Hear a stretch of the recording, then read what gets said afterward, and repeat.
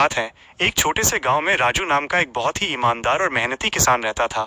उसके पास थोड़ी सी जमीन थी जिस पर वो बहुत मेहनत से फसल उगाता था। वो अपने परिवार के साथ बड़ी खुशी से रहता था। लेकिन इस साल उसके गांव पर एक बड़ी आफत आ गई।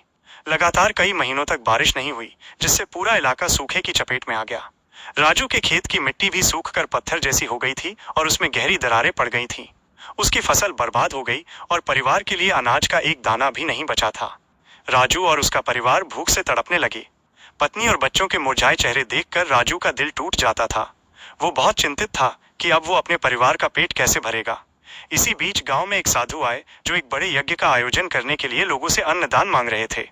साधु ने गांव वालों को बताया कि पास के जंगल में एक बड़ा यज्ञ होने वाला है और इस यज्ञ में दूर दूर से भूखे, गरीब और ज्ञानी लोग आएंगे। उन्होंने सभी लोगों से अपनी क्षमता के अनुसार अन्नदान करने का आग्रह किया।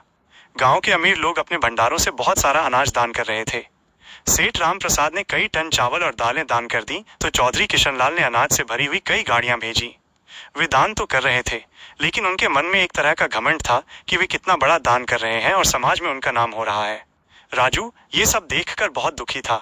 उसके मन में भी दान करने की तीव्र इच्छा थी, लेकिन उसके पास तो खुद खाने के लिए कुछ नहीं था। उसने अपनी पत्नी से उदास मन से कहा, हम दूसरों की मदद करना चाहते हैं, लेकिन हमारे पास तो खुद के लिए कुछ नहीं है। मैं कितना बदकिस्मत हूँ।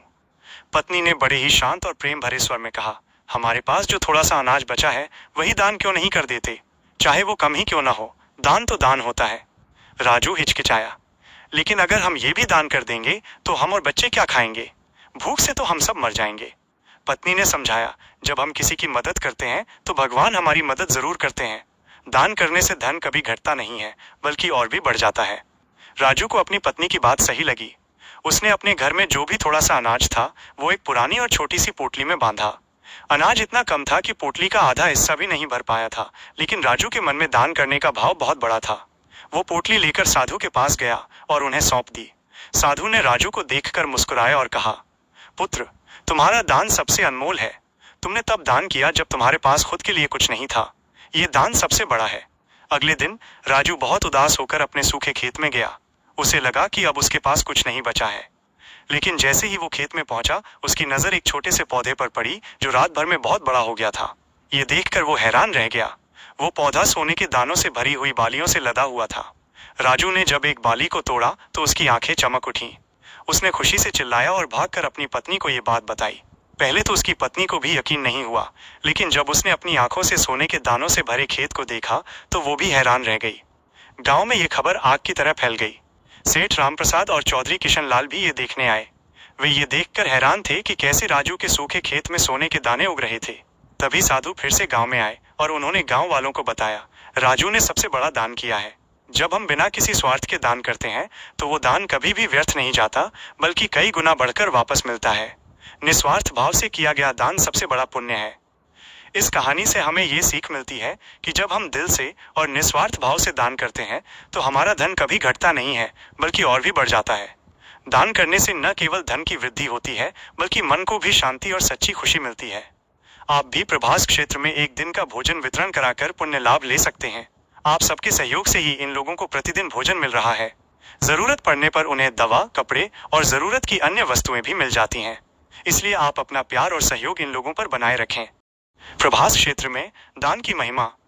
प्रभास क्षेत्र, जिसे भगवान शिव के 12 ज्योतिर्लिंगों में से एक सोमनाथ ज्योतिर्लिंग के कारण अत्यंत पवित्र माना जाता है, दान और धर्म का एक महान केंद्र है।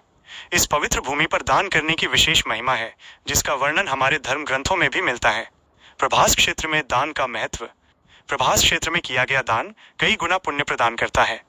माना जाता है कि यहाँ दान करने से व्यक्ति के पिछले जन्मों के पाप भी नष्ट हो जाते हैं और वो मोक्ष की ओर अग्रसर होता है। इस पवित्र भूमि पर दान करने का महत्व केवल धन संपत्ति के दान तक ही सीमित नहीं है, बल्कि यहाँ अन्न, वस्त्र, दवा और ज्ञान का दान भी उतना ही महत्वपूर्ण है। किन लोगों को दान देना सबसे पुण्यकारी है? प्रभास क्षेत्र में दान करते समय हमें ये ध्यान रखना चाहिए कि हमारा दान सही लोगों तक पहुंचे। यहाँ पर दान के लिए सबसे योग्य लोग हैं दिव्यांग, जो लोग शारीरिक रूप से अक्षम हैं और अपनी देखभाल खुद नहीं कर सकते। अनाथ बच्चे, जिनके माता पिता नहीं हैं और जिन्हें भोजन, शिक्षा और प्यार की आवश्यकता है। असहाय वृद्ध और विधवाएं, जो अकेले हैं और जिन्हें सहारा देने वाला कोई नहीं है।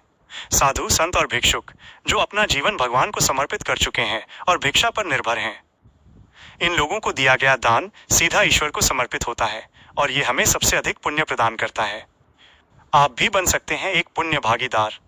आप भी प्रभास क्षेत्र में अन्न दान करके इस पुण्य के भागीदार बन सकते हैं। आपके सहयोग से यहाँ पर रोजाना जरूरतमंद लोगों को भोजन मिलता है। आपका दान केवल भोजन तक ही सीमित नहीं रहता, बल्कि जरूरत पड़ने पर इन लोगों को दवा, कपड़े और अन्य आवश्यक वस्तुएं भी मिलती हैं। ये सब आप जैसे लोगों के निस्वार्थ सहयोग से ही संभव हो पाता है।